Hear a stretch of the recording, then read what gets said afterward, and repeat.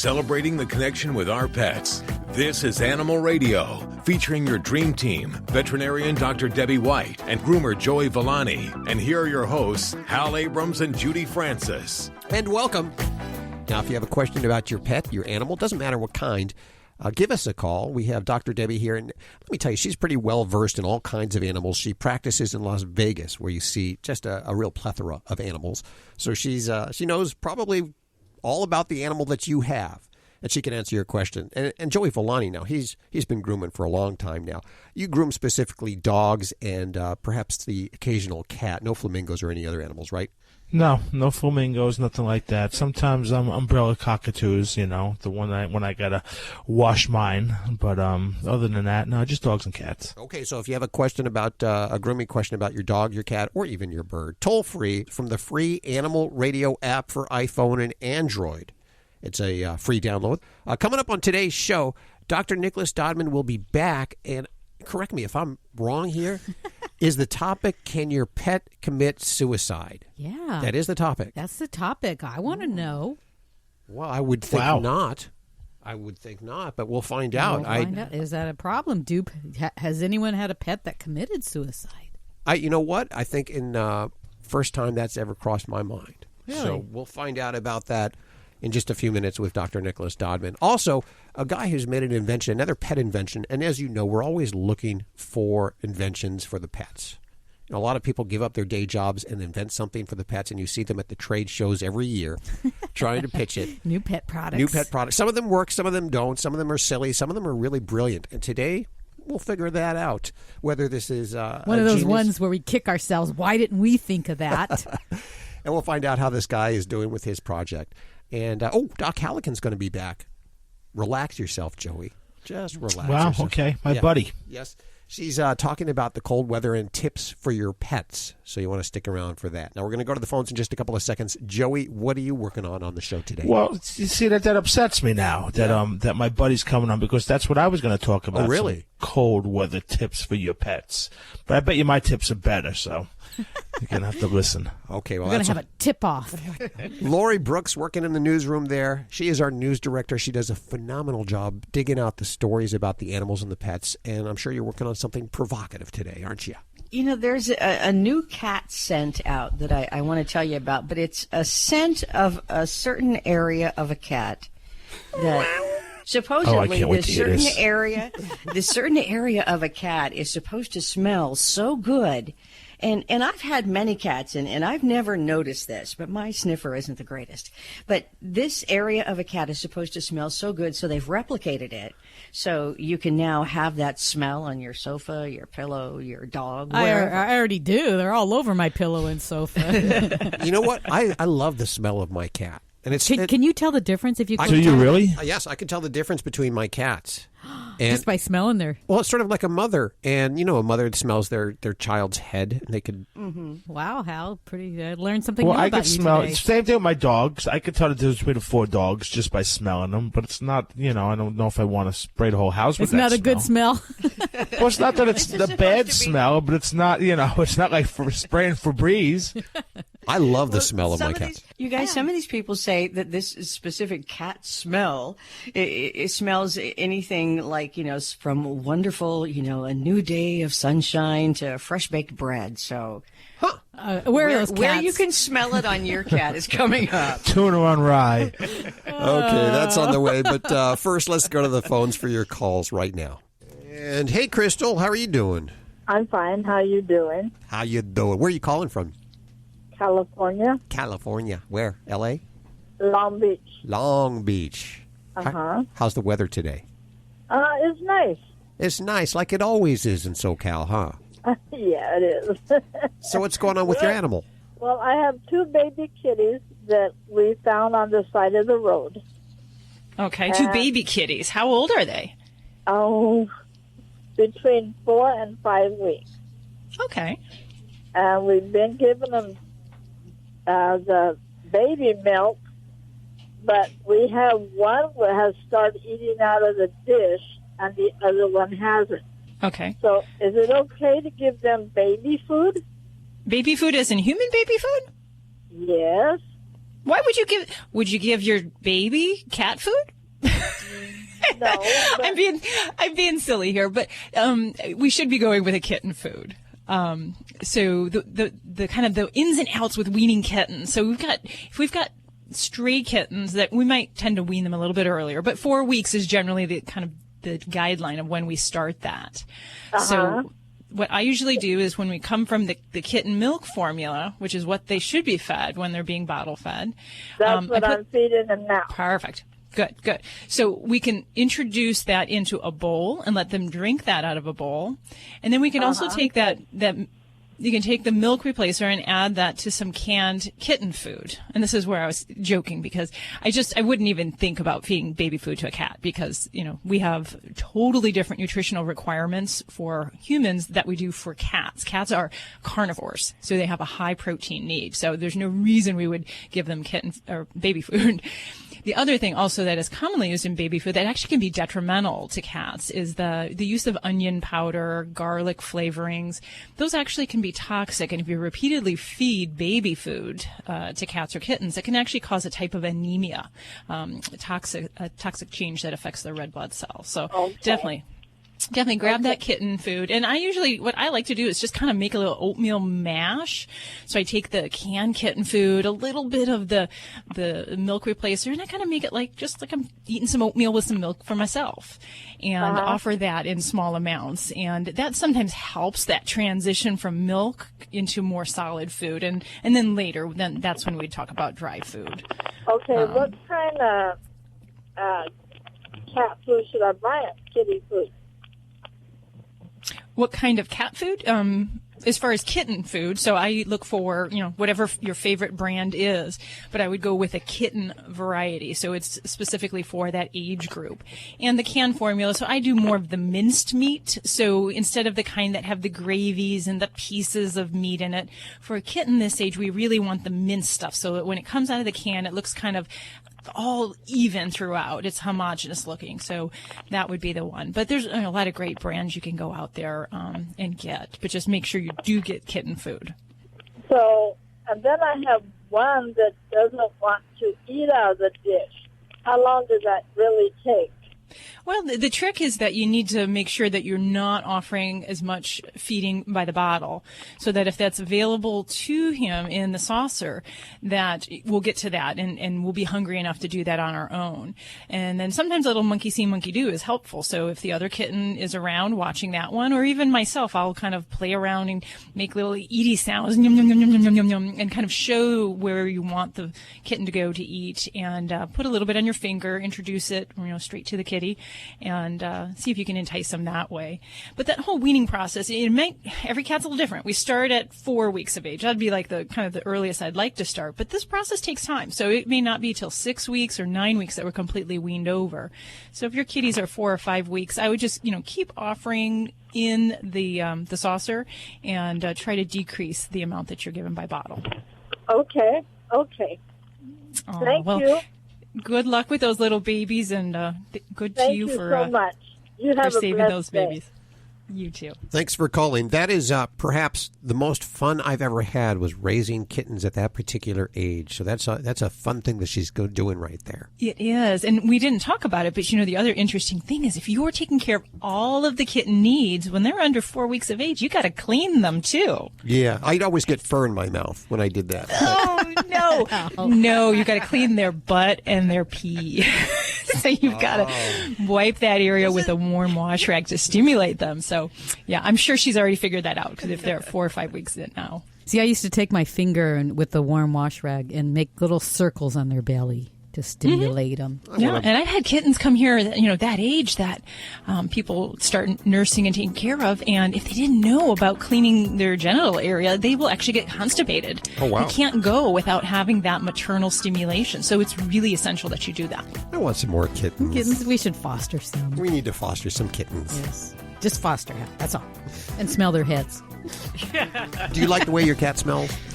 That's just a question I'm asking because it's going to be a topic of conversation coming up in just a few minutes. And I love my cat. I love how my cat smells. You're weird that way. You're listening to Animal Radio. Call the Dream Team now with the free Animal Radio app for iPhone and Android. It's Alan Kibble, and I'm so grateful to have a chance to talk to the world's best audience. I know you care about your dogs. Some of you care a little bit too much. Like the lady I was helping last week. While I was over at her house, she cut off a piece of cheese for herself, and while she was munching on it, her dog was fixated right on her face, sitting about 2 feet from us. She proceeded to feed that dog the whole 6-ounce package of cheese. I was trying to explain to her why that's not such a good idea, and there's many reasons. But here's the amazing part. Less than 20 minutes later, the dog threw up all over the place. She started telling me that he throws up every day. I asked her why she thinks he does that, and she told me he has a very delicate system. My next question was, what other things do you feed him? Oh, there's all kinds of stuff. Cheetos, potato chips, egg salad, just about everything she eats. She told me he won't eat his dog food. I laugh at it because of the absurdity. You know, the fact is she's taking years off her dog's life, and I politely told her I probably couldn't help her, and I left. Some folks get dogs to fill holes in their lives. Maybe they're lonely or they suffered a loss. But it's so important to understand that dogs have needs too. Think of yourself as your dog's teacher and leader, because your dog needs you to be those two things very, very much. If you have a dog, or before you ever go out to get one, spend as much time as you can reading about dog behavior, learning what it takes for a dog to be mellow, calm, and happy, well-adjusted, knowing when your dog is anxious and fearful, and what to do about it. When I was out with my dog 2 days ago, a woman said, "That's what I want. I want a big, loyal dog." I smiled, and I couldn't help but think to myself, I wonder if she knows what it takes to get one. The knowledge, the time, and the commitment. Does she know about those things, and is she prepared for it? All too often, the answer is no. Many dog owners don't understand what their dogs are trying to tell them, and they don't know how to teach their dogs. The good news is anybody can learn because there's tons of information available. You just have to go and look for it. If you make the commitment to be a great dog leader, you're going to have a great dog. Get more tips at animalradio.com. How would you like to get a free smartphone? If you own a smartphone, listen to this incredible offer that's almost too good to be true. Right now, you can switch your plan and get service with us for as little as $2 a day. Guaranteed for life. Plus, get a free smartphone every year. Call the free smartphone hotline now and we'll move your number from your existing service. Think of your savings. So don't wait. Switch your plan, save money, plus get a free smartphone every year. Call the free smartphone hotline right now. We guarantee you're going to love our service. If you don't like what we say, you can hang up on us. But you won't. Right now, you can switch your plan and get service with us for as little as $2 a day. Guaranteed for life. Call the free smartphone hotline right now. 800-475-3351. 800-475-3351. 800-475-3351. That's 800-475-3351. You're listening to Animal Radio. Here's Hal and Judy. This hour, in just a few minutes, Jim Foley. He's an inventor, and he's invented something for your dog, cat. Well, we'll find out in just a few minutes right here on Animal Radio. Let's go to the phones for your calls. Hi, Tracy. How are you? Hello. Nice to talk to you. Well, hi. I'm glad to take your call. What can I do for you? Well, I've got an 11-year-old grandmother, a 6-year-old son, and a 9-month-old granddaughter. And okay, they're dogs. What kind of dogs? Yes. What kind? They're Canaan dogs. I'm sorry? They're Canaan dogs, like Israeli herding dogs. Oh, okay. Great. Anyway, so they're a little more pack-oriented. Grandma used to be top dog. The father and daughter get along great. Grandma wants nothing to do with granddaughter. When I'm holding the leash on the granddaughter, she'll let me, get her close and pet both of them, etc. If she escapes through the gates and stuff and gets loose, and all she wants to do is get to Grandma. Of course, Grandma wants nothing to do with her. And Grandma screams, and Grandma cries, and Grandma growls, and tries to discipline her, with her mouth, put her down, but she doesn't bite her. We make sure that doesn't happen. But if she walks by and I'm holding the puppy, Grandma just ignores her and walks past. She is not trying to be aggressive. So the question I have is besides trying to just leash train her, the puppy's not trained enough to say leave her alone. So all puppy wants to do is go to Grandma and be submissive, and Grandma doesn't want anything to do with her. So how do we get them so that we could actually let them out together, let them in the house together, without one being on the leash or with puppy being on the leash? Okay. And you said the puppy is 9 months old? 9 months. Okay. And what happens when Grandma kind of puts her in her place? What does the baby do? Baby's just trying to be submissive. She goes down on the ground and tries to go underneath her and paws her face a little bit, saying, "Please, all I want to do is be submissive." Okay, Puppy that's is submissive good. to the other dogs. Yes. Okay. Except we just can't get Grandma to be happy. Okay. Well, I mean, it sounds like they are putting out the right signals, and we've got to respect that. So if Grandma is saying, "Hey, leave me alone, little whippersnapper," I don't want to play with you right now. And if the puppy is acknowledging that, rolling over, submitting, maybe even urinating, because that's kind of what they do, then the cues are getting there, and we just have to respect that. Now, we can't. She doesn't stop. So she doesn't back off. She just keeps trying. And that's okay. Has it led to an actual bite or an attack? No. She you know how they discipline them by, mamas grab them by the throat, at the top of the neck and push them down. But she hasn't bitten down. She just holds the mouth open and pushes her down. So she's doing what she's supposed to be doing. Just puppy's not responding appropriately and backing off. Okay. Well, the big goal here is, with using the leash to control their behavior, you're definitely heading down the right path. So what we have to do is make sure Grandma is not getting those bad experiences around this puppy. So if the puppy is coming up to her, jumping on her, and irritating her, then we are setting a bad pattern there, because if she doesn't want that level of interaction, we've got to stop that before it happens, because we're going to allow that to escalate and make this problem worse. So really what you're doing with keeping the puppy under the leash control, and preferably even having someone on the Grandma at the same time on a leash control, that way we can control their interactions. And if it starts to get where it's unpleasant, we have to separate the situation. But really for young pups, we know how they are. They're exuberant. They're all over the place. And for an older dog that doesn't want that, we have to be able to make sure that the exposures are very positive. So Grandma gets a lot of love. She gets a lot of reward for just allowing the presence of this other dog in her midst. So we need to make sure that Grandma gets all the reassurance she needs that she's the top dog. She gets maybe a treat, or maybe she's even given something special when the puppy's around. Now, we don't want them fighting over food or anything like that, but we want to make that a good experience to just allow that puppy in the midst of her. And that's how we create positive reinforcement for having that puppy around her. But in the meantime, yes, I would use leashes, and I would make sure that we supervise them. One other thing you can do, and especially with two female dogs, it is sometimes a really bad combination, and dogs don't care that they're related. So just the fact that she's her granddaughter, it doesn't matter. One of my colleagues used to say, "Bitch fights are the worst," and they really are. It's the hardest combination of aggression issues to deal with. So we really want to nip it in the bud, try to stop the pattern before we get there. But some of the other things I wanted to mention real quickly was to do some leash training. So hopefully if the puppy is good enough on a leash, I would say 2 people walking each dog and doing that at the same time while they're in their presence. It's a good experience for both dogs. And as long as there's no altercation, there's no aggression that's shown, that's one way that we can show them, hey, this is cool. You're both having a good time in each other's presence. And that can be a positive reward as well. So it's got a lot of work, but it sounds like you have some good ideas there, and I think you just need to really keep up the level of supervision here. You're listening to Animal Radio. Call the Dream Team now with the free Animal Radio app for iPhone and Android. Dogs or cats, horse or emu, animals are people too. You've seen Dancing with the Stars. How about Dancing with a Dog? There's a new dance craze sweeping the nation. Dancing with your dog for fun, competition, and exercise, sometimes in coordinated costumes.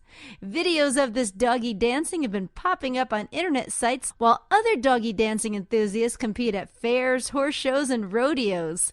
Colorado will be the site of 2 competitions held this year by the World Canine Freestyle Organization.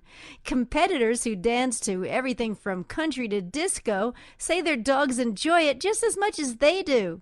So don't get left behind. Put on some music and start doggy dancing. I'm Britt Savage for Animal Radio. Animals are people too. Animal Radio.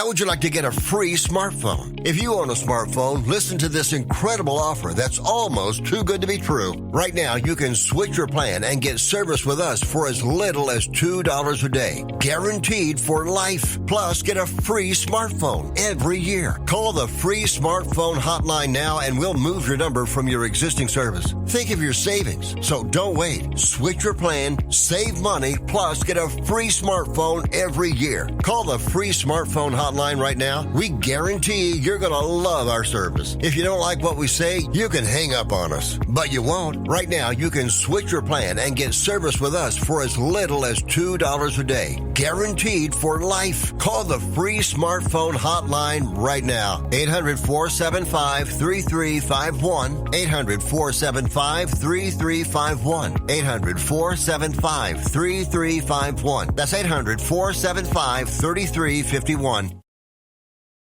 How would you like to save money on nearly all your prescription drugs? We've set up a special toll-free number for the RX Outreach Program. They're a nonprofit company whose mission it is to make prescription drugs more affordable to the masses. They don't take insurance, and in many cases, your prescriptions are even cheaper than your co-pays. They carry thousands of different prescription drugs, so whatever you're taking, there's a good chance they have it. No coupons are required, and this is not a discount card. It is pure savings on your prescription drugs. They specialize in generic meds for any chronic health needs you have. Call with your prescription and find out for free how little you can pay for your prescription drugs. Remember, we don't take insurance, so call right now. 800-689-0143. 800-689-0143. 800-689-0143. That's 800-689-0143. This is Animal Radio. This is an Animal Radio News Update. I'm Lori Brooks. If you own a cat, you might know this. Some people apparently think the back of a cat's head smells wonderful. But for some reason, I have failed to notice this. However, one Japanese company researched that scent, recreated it, and they're now bottling and selling it. Okay, obviously not every single cat in the world is going to smell good, but according to the creator of this scent, in Japan, this scent thing is quite common, and many Japanese cat owners describe the scent of the back of a cat's head as everything from the smell of sunshine to the sweet scent of baked bread. So the head of Yamamoto Perfumery, Mr. Yamamoto himself, spent 4 months doing research sniffing many cats' heads. Of course, it took 4 months and a lot of cat sniffing to replicate this smell, but they have done it. And the result is fluffy brow scented fabric water. It's big in Japan. It can be sprayed on fabrics or anything, in fact, to give it a lovely cat head smell. A bottle will sell for 1,200 yen or about $10 a bottle. A woman in California has 1,000 cats, but before you get all upset, she is not a hoarder. She runs Cat House on the Kings, which happens to be the largest cat sanctuary in the state. It all started back when she volunteered to bottle feed kittens for a rescue. That was about 25 years ago. She had her own home and then quickly found her purpose in life and then went about creating this no-kill shelter to provide all cats with a safe place to live.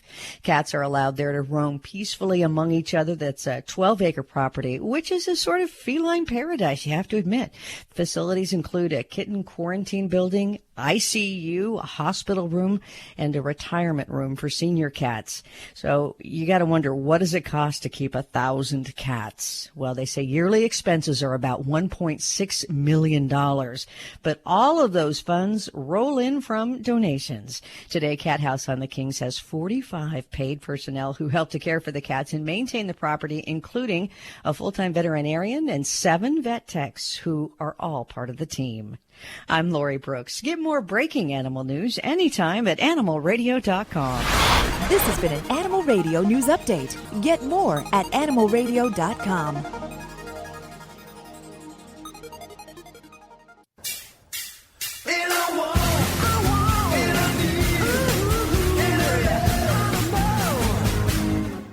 It's Vinny Penn, your party animal, coming at you with another party animal installment. I've got 2 words for you, 2 words that women cannot resist.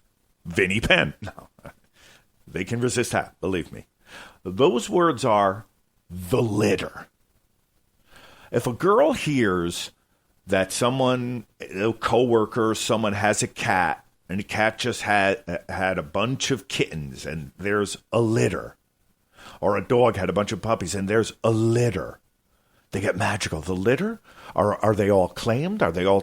I have 7 animals of my own in an apartment that doesn't allow animals, but you just said the words, the litter. And if there were 9 kittens, they'll immediately think, are 8 of them one color, but the 9th another color? Because the one that is a different color than all the others, that's the one that I want. What is it about the words, the litter, that light women... It lights them up more than... donuts in the coffee room at work. Donuts in the conference room does nothing to the working woman as much as the words, the litter. You're listening to Animal Radio. Find us at animalradio.com. Log on, learn more.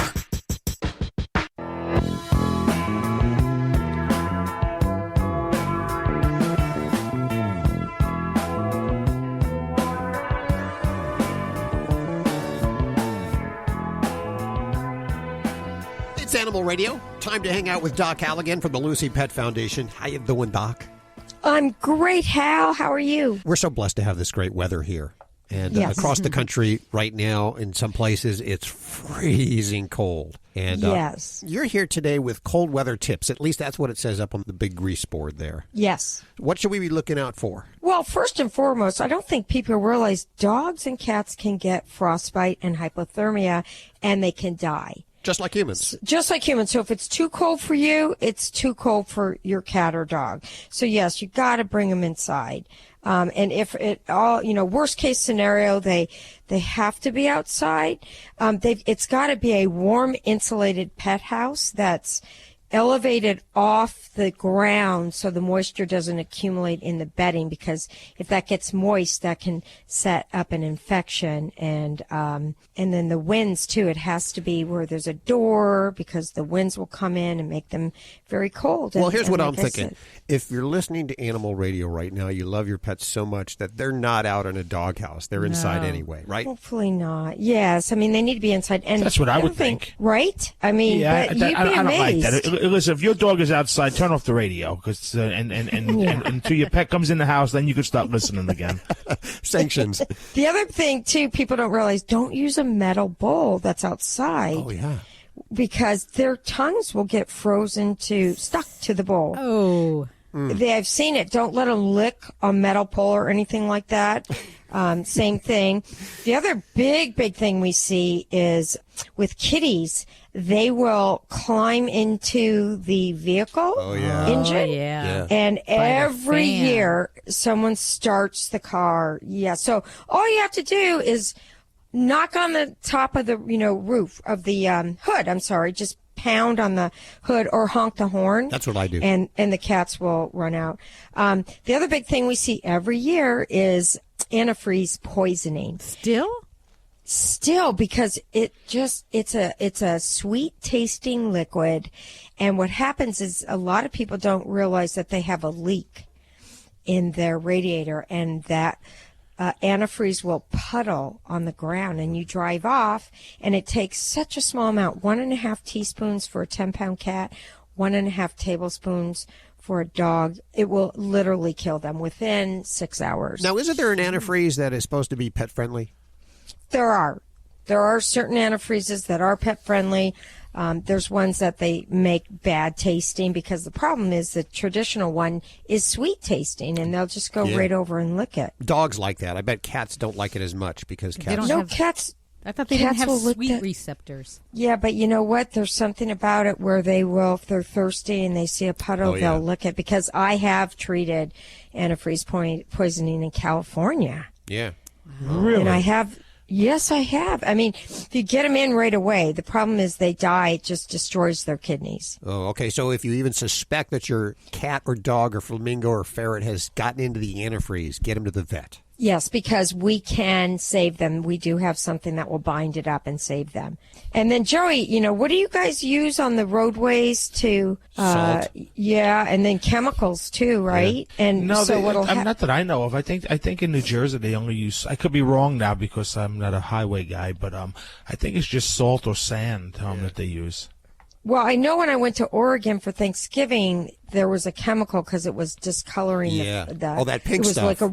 Yes. And so what happens with cats and dogs, especially dogs, if you've been walking them, they'll lick their paws when they come inside, and they will get sick from that. It's toxic to pets. Okay. I do believe that there is also a pet-friendly de-icer made by the salt people, Morton, I believe. Yes, I think you're right. Yeah. Right. I've seen that in the store, actually. So, yes, you are very correct.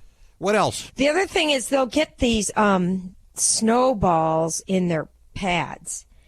It's just kind of like, bundles up into like a little impacted ice ball. snows, yeah. I've seen pictures of dogs standing there with the snowballs all over their bellies.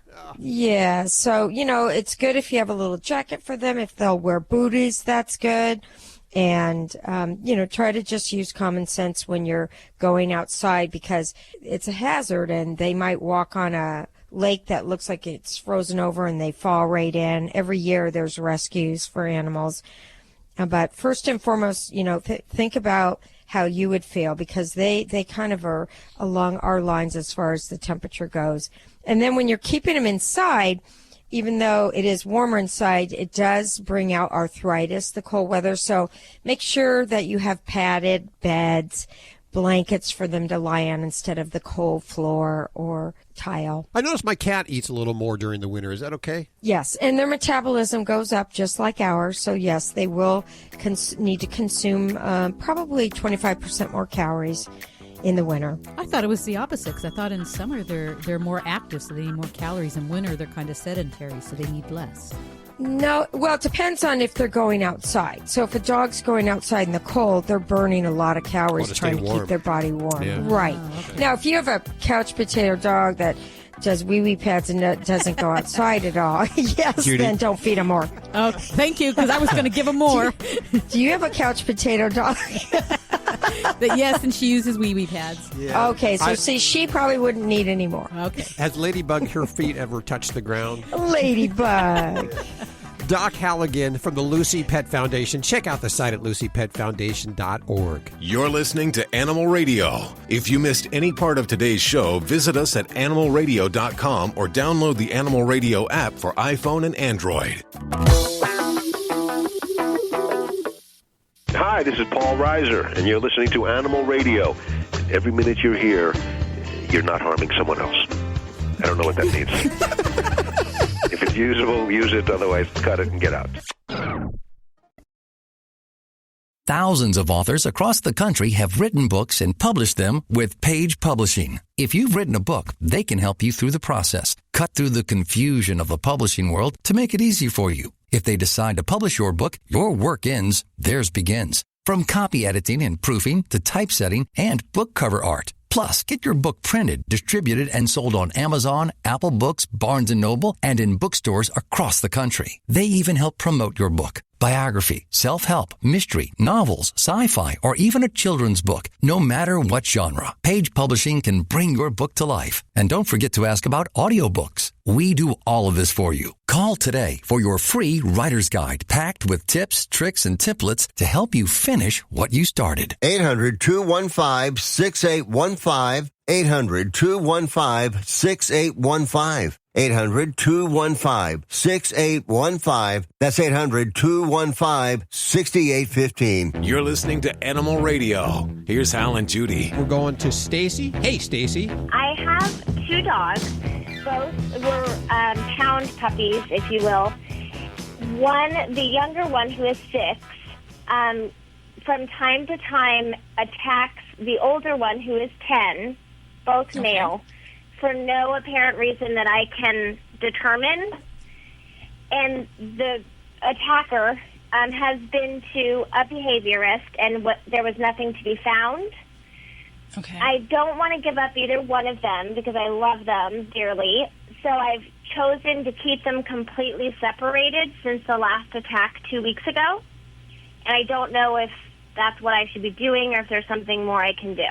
So when you say the attacks, what's exactly happening? Are we getting to where there's bite wounds and someone's getting injured in the process? Absolutely. Okay. You said that you can't really identify immediately before these attacks occur. We'd have to rewind the memory banks and look. Mm-hmm. Is there anything going on? Any food, items? Are you in the room? Is there a dog bed around? All those kind of things that we'd be looking at, something that might potentially be triggering the behavior. Nothing, honestly, that I can think of. The last one 2 weeks ago, they were both outside doing their morning business. The older one was kind of standing by me. The younger attacker one was over by the wall doing his business. I looked at him, and I just instantly knew that he was going to attack. I couldn't figure out why, but I instantly knew. So I jumped and basically caught him and was able to pull him off, and I put him in a headlock for 10 minutes until he calmed down. Wow. That's the only time I've been able to prevent it. Every other time, they just go at it, and I can't do anything. So each time it's happening, you are present then? Well, as far as I know, each time it's happened, I've been present. I don't think it's ever happened when I've not been there. Okay, because that's a very important piece of information here, is because if we believe with good reason, that you're not coming home to find blood spots or, evidence that there's been a battle when you've not been around, you are a resource, and dogs can compete for just about anything that's perceived as a resource in their environment, whether it is food, toys, favored bed, but the human in the home is probably the biggest and the most important resource in their world, because you bring all things good. You bring the food, you bring the love and the attention. So even that very subtle thing of you being present during that might be something that can potentially be triggering this. Doesn't make it easier, because that is the heart of dealing with inter-dog aggression, is trying to figure out what's triggering this. What is actually the inciting cause? If we're led to believe that you are the resource, then that becomes a big challenge, that we have to make that a non-competition issue. And you said that you have both male dogs, correctly? Yeah, unfortunately, I didn't know that you're not supposed to do two of the same sex until after, because I just saved the dog. It was unusual circumstances. So, yes, they're both male. And actually, two male dogs generally do better than two female dogs. So anybody who's listening, we generally don't recommend the two female dogs together. And they are both neutered, I'm assuming, correct? Yes, they are. They are. Good.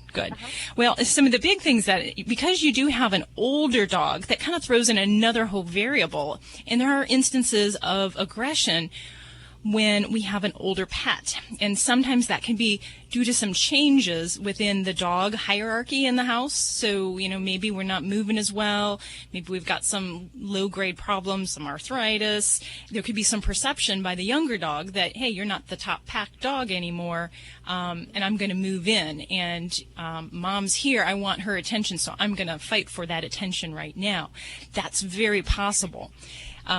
The one thing I would encourage you is your older pet, just to make sure, see the vet, make sure everything is okay, that we don't have anything that we need to be addressing as far as any chronic pain, anything that could be affecting the way your older pet is getting around in the home, because that can be really difficult if we have an older pet that's just, it's kind of the survival of the fittest, and it is the animals in their wild kingdom, so that can be a real challenge. So you are somewhat right in doing the separation option, because we do need constant supervision when these guys are together. The other thing that can be helpful is if we get somebody else to help you with some guided training. So you did say you had a behaviorist, and if we could focus on different situations where the dogs might want to be competing for your attention, whether it is coming into the home, getting love, affection around the house, or even just as simple as you come in the door and you look at them. If we can have a family member or a friend work with you to practice some of the basic obedience commands with both dogs, and set up a structure of practicing the sit, the stay, so that we can make sure that there's not a lot of anxiety about your comings and goings, so that they have practiced calm behaviors and they're rewarded for that. Because we don't want to have an instance where the dogs are kind of getting all excited and one's bumping or pushing and you are being guarded, or you're being the resource that we're being protected. So that takes some work. So in the meantime, separation, observation when they are together, and then working on some of those basic training commands, preferably with a leash, so that we can control the situation without getting your hands in the way. Because I admire you for the headlock, but it really, I mean, you can get injured in this because you could be the displaced. I know. And I didn't think of that until afterwards, and I thought, God, that was so dangerous. But I was so wanting to save the older dog because he just gets beat up for no reason. And then I'd say probably one final thing in close for breaking up a fight in your situation. Rather than the physical contact, I would use either the loud horns. You can slam a door, drop something, make a loud noise. If you're outside, water works wonderfully to break that up. But anything that creates a loud disturbance will help to distract them. So I would lean towards that first. Okay, so just work on the obedience and keep them separated. But when I do get them together, put them on a leash so I can be watching them both carefully. Yes, and we want to make sure we have another person to be working with you. So if you have the ability to get either that trainer or another one working with you, a lot can be learned from someone on the ground watching how the dogs are interacting. So if you haven't had great success with the one behaviorist, we might want to get another one for you. Thank you guys so much. I really appreciate your time.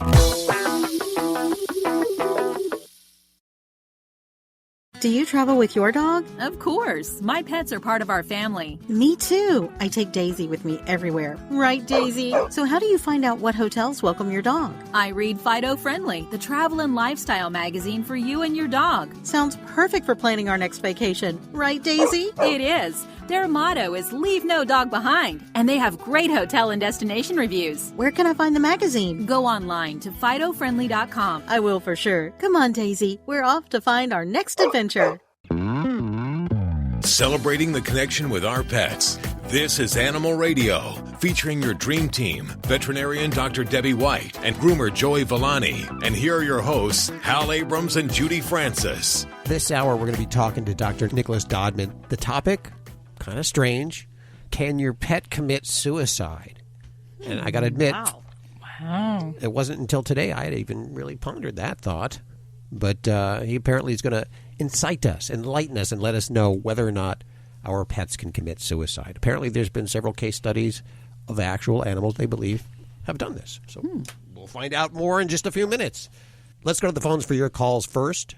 Don't forget, you can also ask your questions from the free Animal Radio app for iPhone and Android. Download that puppy now because it is free and made free to you. That's not why you would want to download it because it's free. It's just really a good app. That's why you'd want to download it. Free helps. Free helps. Last hour we found that these Chinese are bottling the scent of a cat. I'm good with smells, but I don't think I have that in my repertoire. I don't know what cat head smells like.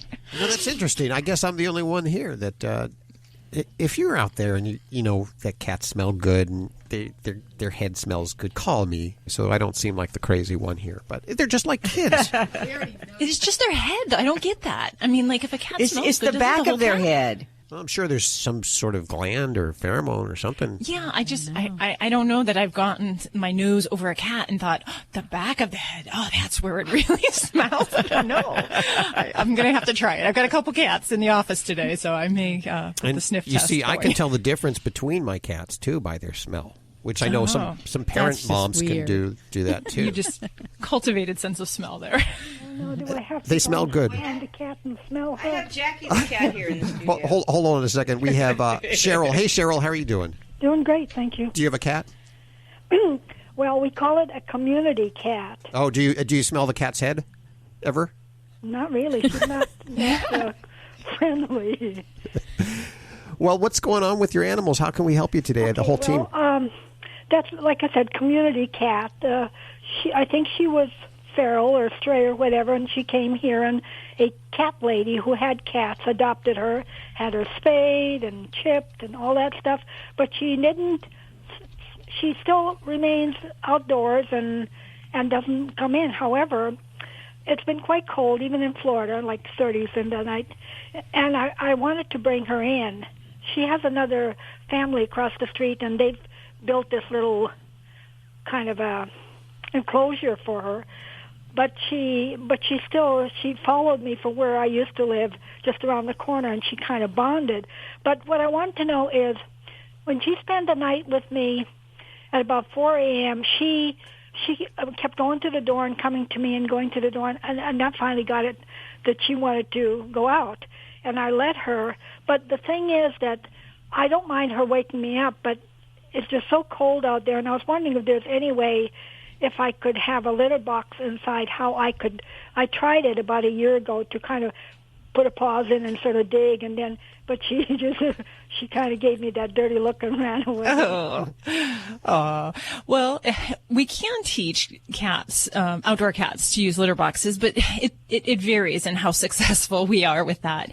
And the first thing I always tell folks to do is to really look at the environment that the outdoor cat is living in, and where are they toileting at that particular time? Are they going in dirt? Are they going in sand?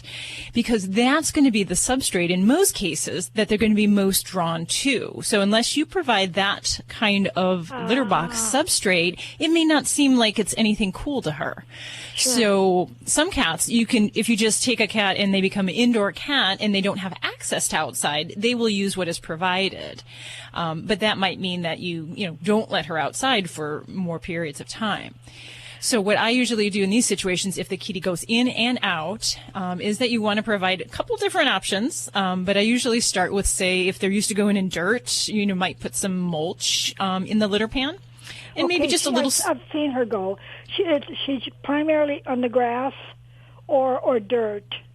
Okay. And our mulch is not healthy because it's dyed, to make it that pretty orange, and it's got pesticides, and so I'm glad that she doesn't go in the mulch around the shrubs. Yeah, or, you can use topsoil as well. So you can use those kind of things and make your own little litter box in the house.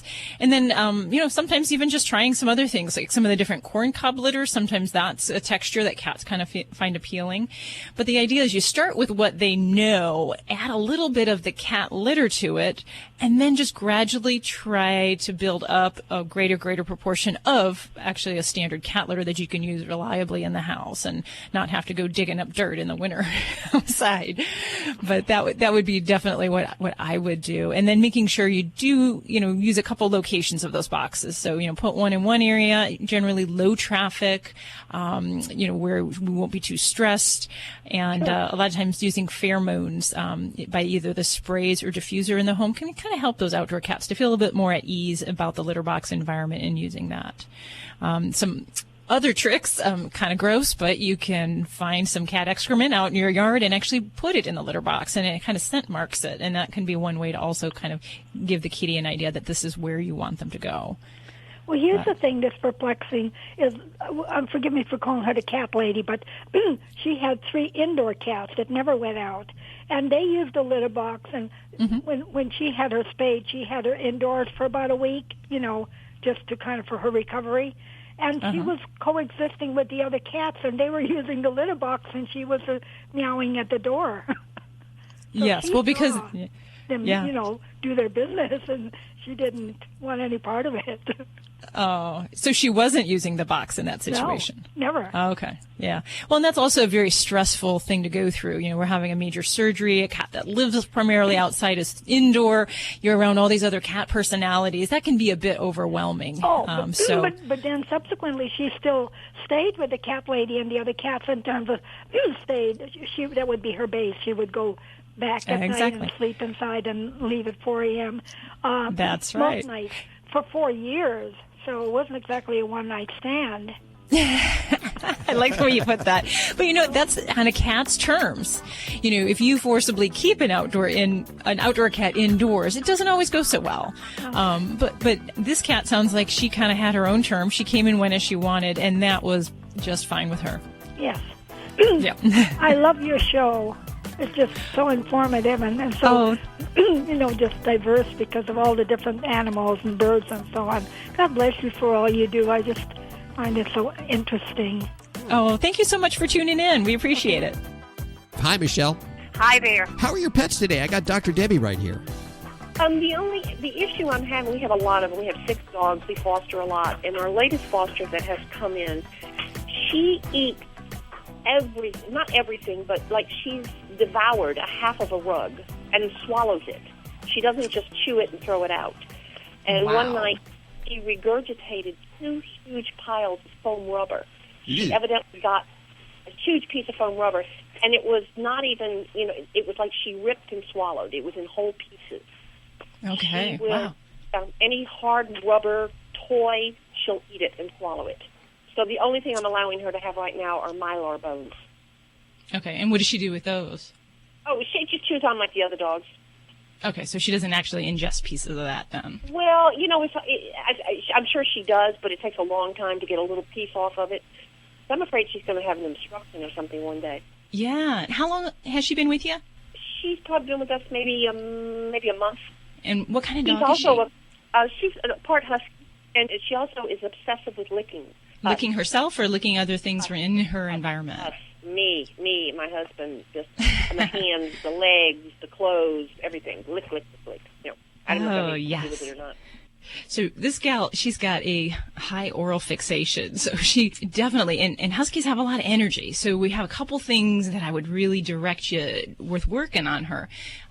One is that getting her as tired as possible. An exhausted, physically exerted dog is less apt to look to behavior issues. They're not as bored. So I really try to get dogs that do this into some very strenuous physical activity, playing ball. Some dogs do wonderful going to doggy daycare where they interact and run with the dogs all day. Frisbee. Something where we actually get her and try to just exhaust her, because then you may not have that same desire to go looking around the environment and picking up and chewing on things. Mm-hmm. Now, did you ever catch her actually in the act of chewing on things? Yes. Yeah, and I tell her no, with the rug especially. Well, I think one big thing then, and it's probably very apparent, is that to keep her physically blocked off from that area, because the more that she has that access and chews on that thing, that creates a sense of a positive reinforcement. She's finding some pleasure in that, whether it's the pleasure of tearing and feeling that on her teeth, or if it's just the sense of you catching her and then you yell at her and then she gets some attention in that way. So we need to make sure that we don't give her that access and that we don't inadvertently, by yelling at her, make this a greater problem and compound that further. And then you have the right idea with the bones, with the mylar bones. And I would definitely look at, some of the other types of, I'm a fan of the compressed rawhides. They're not, they'll eat them, but they do last a long time, and especially a dog that has got a huge desire to chew gives them an outlet. I always do that supervised, where your eye can kind of watch and make sure when it gets down to smaller pieces, they can take that away from them. Those are going to be the strategies that I'd really look at, is keeping the access down, getting her physically tired and exhausted, and then giving her that positive direction on what she can chew on, and seeing if that can kind of tie things together. And then hopefully with a little bit of time and acclimating into the home, she'll follow suit with the other pets and find a nice routine. But you definitely need to nip this in the bud now.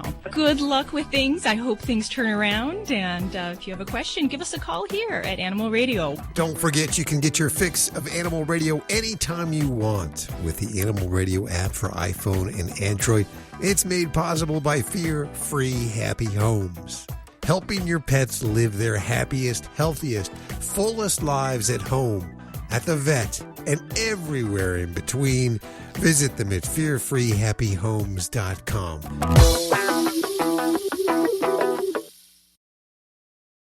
How would you like to get a free smartphone? If you own a smartphone, listen to this incredible offer that's almost too good to be true. Right now, you can switch your plan and get service with us for as little as $2 a day. Guaranteed for life. Plus, get a free smartphone every year. Call the free smartphone hotline now and we'll move your number from your existing service. Think of your savings. So don't wait. Switch your plan, save money, plus get a free smartphone every year. Call the free smartphone hotline hotline right now, we guarantee you're going to love our service. If you don't like what we say, you can hang up on us. But you won't. Right now, you can switch your plan and get service with us for as little as $2 a day. Guaranteed for life. Call the free smartphone hotline right now. 800-475-3351. 800-475-3351. 800-475-3351. That's 800-475-3351. You're listening to Animal Radio. Call the Dream Team now with the free Animal Radio app for iPhone and Android. We hope wherever you are that you're staying warm and comfy today, and also your pets, your animals, they're all comfy and warm inside too. And we're going to head back to the phones in just a second, but first let's find out what's coming up in the news. I'm going to share with you guys, this is like the cutest cat and dog pair on social media. A kitten that was raised by a dog, and oh my gosh, it's just a wonderful story, and we'll tell you where you can follow them coming up. Okay, that's on the way. Let's go to the phones for your calls. Hi, Jeremy. How are you doing? I'm doing just fine. How are you guys doing today? Good. Where are you? I am in Chattanooga, Tennessee. Oh, nice place. Well, you're on with Dr. Debbie. Hi, how are you doing? I am doing wonderful today. What do you got going on with you? Well, my dog Nitro, I found him as a stray at the drag strip. That's how I got his name. But he is a Border Collie mix. And what my issue is with him, he's a spinner. And we don't know if it's because he needs something to do at the house, you know, as far as the job goes, or if he's just got some kind of neurotic issues that we need to take care of. So when you say spinning, we're not talking he's not going to a biking class. He's actually like going in circles then. I thought it was like on one of the Motown spinners. Yeah, but okay, yeah, that's it. No, actually, you know, he can do it on command. If I say the word go, it's, you know, he starts spinning. Sometimes it's a funny trick, but, you know, I don't know. Wow. You know, we're trying to get him to stop, but yet, you know, we find it amusing too, so we don't. But on the other hand, the hairdryer, the lawnmower, the weed blower, you know, the snap of my laptop closing sends him into circles, and it's not like he's chasing his tail. And I don't know if it's some kind of mental issue he's got because he's, you know, should have a working dog, or if it's just something else I need to look into. Yeah. And, you know, we do see a lot of different of the collie breeds that can have some of these almost obsessive spinning behaviors. And it's something that, yes, they will do very commonly as part of an anxiety kind of component. Now, there can be some weird medical things that can cause that. So there's a remote possibility we could be dealing with something like a hydrocephalus or lead poisoning or some other type of brain disease that could cause that. But especially if it's a situational trigger that are things that are, you know, either upsetting to him or that make him react, then I would say very likely we would want to address the behavioral part of it. And you kind of hit upon one big thing is that, you know, with these guys that have some of these anxiety problems, I like to get them a job, get them something to do, physical activity. Another thing we do, we've got a actual public dog park here in Chattanooga, and we'll take him down there, and if there's like a whole lot of dogs, you know, about 10 or 15, he runs the whole perimeter of the dog park until he gets them all within a 5 or 6 foot radius circle, and he just keeps running around, making sure nobody gets out of the back. So he's hurting them. That's exactly. I mean, so we know his job there, and also we've got him on puppy Prozac. You do? Okay. Yes. And was that intended for this purpose, for the circling? I do think so. Okay, so you've already kind of worked with your veterinarian on this, and they've prescribed that then? Yes. I mean, sometimes it calms him down. And, you know, sometimes he's just gotta go, hyper pursuit mode. It's crazy. And I'd say it's really important when we're using a behavioral medicine for some of these anxiety-driven problems that we also work on the behaviors. So if you're kind of encouraging these behaviors, giving him positive reinforcement in any way of, you know, talking to him, you know, laughing with him when he's doing it, that is actually counterproductive to that drug therapy. So it's really important that we stop that and that we focus on practicing calm behaviors. So kind of the basis always falls back to behavior training, and that would be practicing sit, stay downs and having him hold those positions for gradually longer periods of time, because that's kind of practices the calm behavior, and it also gives him some duration. So he kind of focuses on something, and it's kind of like a kid with ADD. We've got to kind of keep his attention at you and what you're asking him to do, and not how he wants to react to some of these other things. And then when he's faced with that loud noise, the laptop closing, whatever it might be, then we can practice those sit down behaviors and try to direct his attention to that and not to his coping mechanism, which is the spinning kind of thing. So I would definitely work on that. And the Prozac, if you're using that, are you using that consistently? Yes, we give it to him in the afternoon when we give him his afternoon meal, and that way it keeps him calm through the night. And then he stays, we put both our dogs in a crate while we're going to work during the day. Okay. So we've got him crate trained. I can tell him go get in his box, and he knows exactly where to go. And we've also got another dog. She's a Border Collie Australian Shepherd mix, and she's well behaved. I mean, we got her the Canine Good Citizen training as a pup, and done some obedience training with her, so she's not a problem. Mm-hmm. And Nitro, the Border Collie or the Sheltie mix, he's a good dog too, minus the fact with his spinning obsession. Yeah. Well, I keep up with the behavioral meds because I think that can really help. And some pets I'll also add in something else if they're faced with really bad situations, like if you know that there's going to be a lot of people around, things that might get him going. I'll touch him up with something like alprazolam, which is kind of in the Valium family. And we can use those for individual situations on top of the Prozac if necessary. Goal is to try to help him, not make him a drugged out dog. But I think you've got a lot of the right ideas. Just make sure the whole household is on game with that. And a lot of these spinners, as we call them, we may not be able to cure them of that. We may still have some of that residual spinning. So there's a certain level that you kind of live with.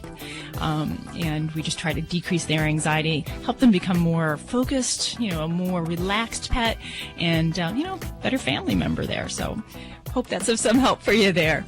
This is Dr. Debbie with Animal Radio. You're listening to Animal Radio. Call the Dream Team now with the free Animal Radio app for iPhone and Android.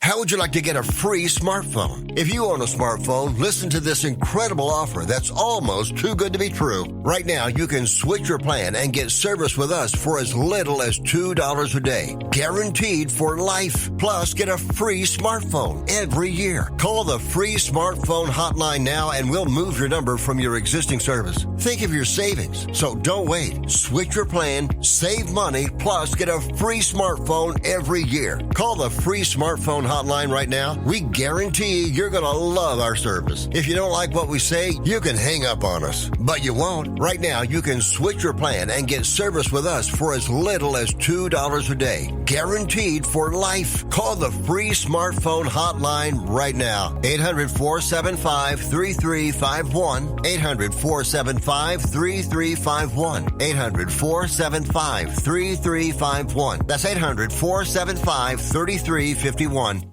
This is an Animal Radio News Update. I'm Lori Brooks. While many states mandate that pets are not allowed to be kept outdoors in extreme weather for extended periods of time without insulated housing and such, others barely consider hypothermic deaths to be animal cruelty. All states are different and the laws vary. Fortunately, some states and local governments are now enforcing harsher punishments for people who allow their pets to be outside in weather extremes, like that blizzard last month on the East Coast. So talk about perfect timing. Montgomery County in Maryland just recently has taken measures to ensure that dogs specifically would not be forced to endure the winter tied up outside.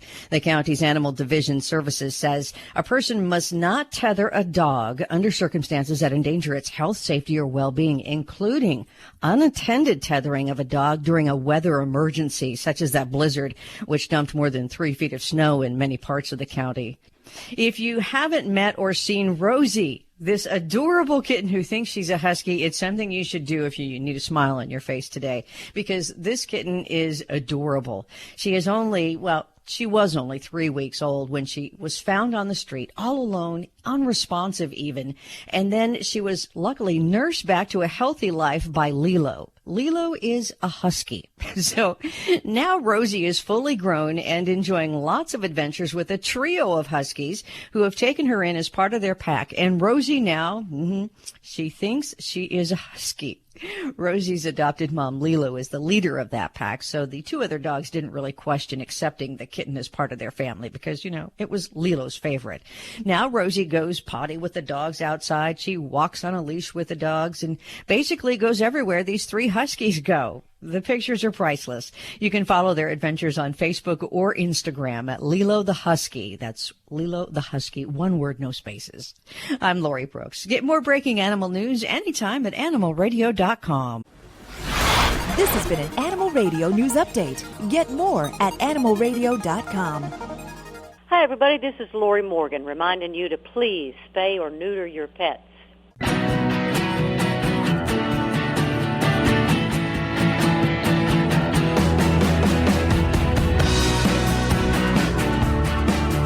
It's Animal Radio. I only wish you could hear the conversation that goes on between the commercials here in the studio. And, Dr. Debbie, she's a strange type. She loves the smells that are involved with the veterinary world, as well as just all the stuff that just makes up the veterinary world. Somewhat bizarre. When I was a kid, I wanted to be a veterinarian. Many of us probably feel this way. We wanted to be a veterinarian, but then we realized that we'd have to take care of sick animals. That does come along with a job. We'd have to see blood, but you thrive on that. You like seeing these odd cases, and you had a weird one this morning. What was it? What kind of dog? It was a basset hound who met up with a cactus. Yes, so a good story in the end. Everything came out fine. Which is good.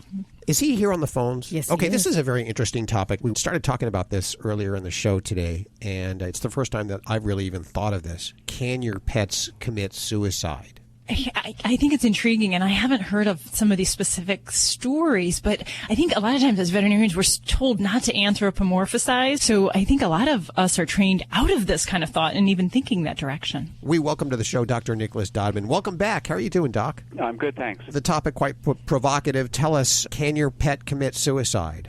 Well, I think the answer to that is no, just to be clear. I do sometimes hear accounts. There was one story a long time ago where somebody said that their dog committed suicide in downtown Manhattan, and I asked what had gone on, and they said, well, we were going down the stairs, and suddenly he turned around, he fled up 2 or 3 flights of stairs to the top, got through an open door, and then threw himself off the top of the high-rise. Wow. But when I got into asking the details, it turns out the dog was noise phobic. The dog happened to be on Prozac at the time, so they blamed the Prozac for causing suicidal ideation. But that he was on a flexi lead and he was noise phobic, and the man dropped the flexi lead and it went bouncing down the stairs, making a clatter right behind the dog, who for some reason turned around and fled. But of course this thing's now chasing him because it's attached to him, and he just kept running. Is it possible that that animals can have the same mental illnesses that humans have? Absolutely. Yeah, we've identified over the course of the last quarter century or so, dogs with obsessive compulsive disorder, dogs with other anxiety-related behaviors like generalized anxiety, which is a human psychiatric illness. We've recently described dogs that have autism, where you can actually measure things in the blood, so-called biomarkers, that are exactly the same as in autistic children, and they have exactly the same sex predilection, which is mainly affecting males, and they engage in the same behaviors, even have seizures sometimes associated. We've identified PTSD in dogs. Identified that long before the military finally caught on and now acknowledges that there is a canine form of PTSD. Well, that begs a question then. Why could they not have depression and commit suicide? Oh, they do have depression. But there's depression and depression. First of all, there's a state of depression which dogs go into, that when they are bereaved of a loved one that could be another very closely bonded dog, or a loving owner to whom they're very attached, they can go into an extreme funk with all of the signs appearing very similar to people with depression. Life is gray, they have no interest in it, they don't want to play, they don't want to socialize, they just sit around, or sleep a lot of the time, maybe stop eating. I mean, we've had cats do that in situations of bereavement, and when cats stop eating, they can get a fatal liver disease called hepatic lipidosis. We've had them in here being treated for that, and then I have to treat them for the depression. But the difference is that is a state of depression, and when you talk about depression in people, we all know that, if a loved one dies, you're depressed and down and blue, and you get over it. But there are some people who just sort of spontaneously get into depression and then bounce back out, sometimes becoming manic, and then depressed again. So they have a trait which is different from the state. We have not really identified, and I'm not saying it doesn't exist, but no one's really described well trait aggression. If it did occur in a dog, it'd be one with a pessimistic personality and outlook, and that has been shown that some dogs seem to behave in a pessimistic way, whereas others, like human beings, can be kind of optimistic about life, that every day is the best day in the rest of their life. Well, how do you explain, like this one story about a female gazelle that died and its mate struck its head against a wall and he fell dead at her side, or these dogs that they said that are committing suicide at this bridge in Scotland? Over a dozen dogs are jumping off this bridge to their death. Well, there could be another explanation because, it could be that there's something. First of all, the bridge is not properly secured. I mean, even for humans, tall bridges where lots of people jump have, netting on either side, tall fences to stop people from doing that. But if this bridge has, improperly secured edges, and, think about it, if there was a wall 4 feet high, a Chihuahua certainly couldn't commit suicide off that. Maybe some tall, athletic dog, but you can't see what's on the other side. But I'm imagining this bridge is fairly open, and it may be that there's lots of birds go flying by, that it's a rookery or some such, and they go chasing and following, and they'll pursue it to the point of falling off the bridge, and then someone goes, "Hey, 10 dogs have done this. I wonder if this is a suicide bridge." But I can't imagine them really. I don't think they even really understand. I think they know that they're an entity. They know that they are themselves, and that other dogs and other people are different. Some people don't believe that. That's actually quite a jump in intelligence. But to know that you're yourself and you want to end life means you know that it began and you know that it's going to end. And I don't think they have that. Dr. Nicholas Dodman joining us, a professor, program director at the Animal Behavior Department of Clinical Sciences at Tufts University School of Veterinary Medicine. There's a link. I will put it up at the website for you at animalradio.com if you want to learn a little more about what Dr. Dodman is doing. And we look forward to talking to you once again. All right. That sounds great. That's a deal.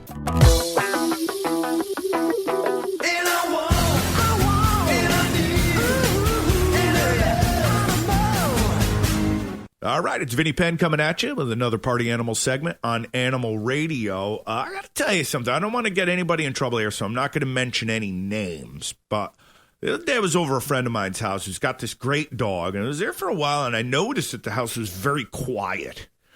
And I noticed something was off. Let me just put it that way. It was about 3 degrees out.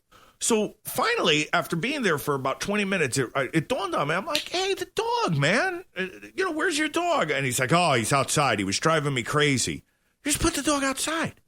And I couldn't believe it. I said, "Dude, it's like 3 degrees out. I mean, we're breaking records here. I mean, you're looking at the map on Good Morning America. It's the whole country, the whole right side of the map, a shade of blue I've never seen before. You're putting your dog outside." And he points to the doghouse. And I know that, dogs stayed out back in the old days, like a Little House on the Prairie and whatnot. But this doghouse was like a HUD doghouse. I mean, it was condemned. Seriously. There was like police tape around it. And thanks to me, I got the dog back in the house. And then it just got off into some tangent where he was complaining about his marriage and this and that. And, oh, my wife, we haven't been getting along. We haven't been intimate in months. The dog's always running the room, this and that. I can't take it anymore. I want to have some sex. And I'm thinking, well, good. Part of you was blue, too.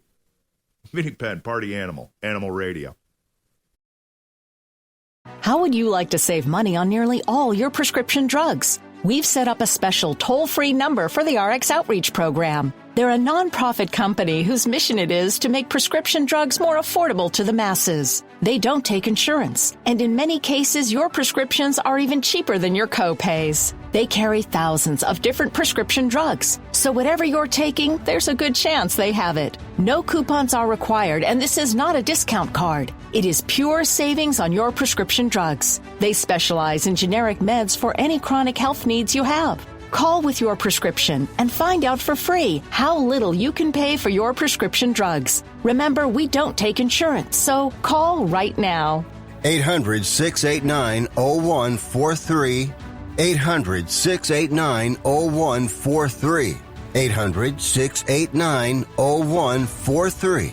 That's 800-689-0143. Dogs or cats, horse or emu, animals are people too. An Australian man was recently caught hiding 3 geckos in his socks. Police found the little lizards hidden in the man's socks during a routine search of his car and alerted wildlife authorities. It's believed the man caught the geckos, which are a protected species in the wild, with hopes of selling the popular little lizards on the black market. The alleged smuggler had hidden a marble velvet gecko, an eastern spiny-tailed gecko, and a 3-spot knob-tailed gecko. A wildlife officer explained that taking an animal out of the wild affects both the local populations from which they're taken, but also can spread disease to other reptile communities. I'm Britt Savage for Animal Radio. Animals are people too. Animal Radio. You're listening to Animal Radio. If you missed any part of today's show, visit us at animalradio.com or download the Animal Radio app for iPhone and Android. Let's head to Nancy. Hey, Nancy, how are you doing? Hi, it's cold here. It's cold air. Where are you? Reading, Pennsylvania. It's not as cold as it is where you are. No. But we're going to send some warmth your way. Thank you. What's going on? How can we help? On Saturday on the WU in Reading, I heard you say a word which I'm familiar with, colloidal silver, Colloidal. Yeah.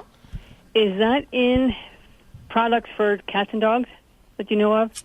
Well, colloidal silver, it's a remedy that's been around for eons that people used to use as a kind of a cure-all. So it does have antimicrobial properties, antifungal properties. The thing that you need to know is that it is out there on the market as a supplement, as a dietary supplement in the holistic markets. It is actually over the counter. It's banned by the FDA for use in products, partly because of the concerns of safety. Because we have to remember, silver is not an essential mineral. It's actually a heavy metal, and it has the potential to cause toxic effects. So for those that use it, they purport that the benefits outweigh the risks. So for dogs and cats, I am not a fan. I have a client that insists upon using it orally for his animals, and I caution him heavily about that because there certainly are, concerns and implications with things like liver disease, seizures, kidney problems, things of that nature. Well, I thought you had said to one of the persons that called in, I can't remember if it was a man or a woman, you said something about use of colloidal, and I was wondering if that was the silver that you were talking about. Well, colloidal silver, colloidal just basically means that it's an insoluble particle, which is actually suspended in another. So another great way that I describe a colloid is milk. Milk, there's a liquid, but there's also kind of the fatty milk that's the proteins within it. So it's just it distinguishes how that element, how that mineral is provided.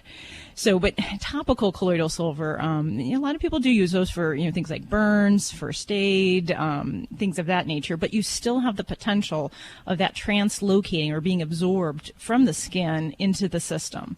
Mm-hmm. So, and again, because it's a, heavy metal, in my practice, I find there's so many things that I do know the safety of that it can be much more effective and safely provided for my animals. So the big question is, we don't know. We don't know how much could be potentially toxic, and the problem is a lot of the different products have different potencies. So it's one of those things. There's the buyer beware, the user beware when it comes to colloidal silver. And well, I gotta ask a question. What are you trying to achieve, Nancy? Well, I know I take it myself for off and on for my colds or whatever, and it works for me. But my thing is, I was talking to a person recently that they said they raise cats. They what do you call it? Raise cats, whatever, and they put it in the water for the kittens so that they don't have the the bacteria and the fungus and stuff like that. And they have no problem with it. So there's controversy with any kind of supplement you take, I think. Yeah. And anybody can overdose. More is better. That's not always the case. So, yeah. But I heard you say something, and I just wanted to clarify if that was actually what you were talking about. Yeah, and I think just when we start to really think about what silver is and that it's not supposed to be in the body, and by ingesting it on a regular basis, we don't know how much can be deposited into the body. That's the concern and the safety concern that I would express for oral ingestion, especially for a young creature that we're going to be, seeing, lifetime. But it is found at this point. It is found in pet food or supplements or whatever.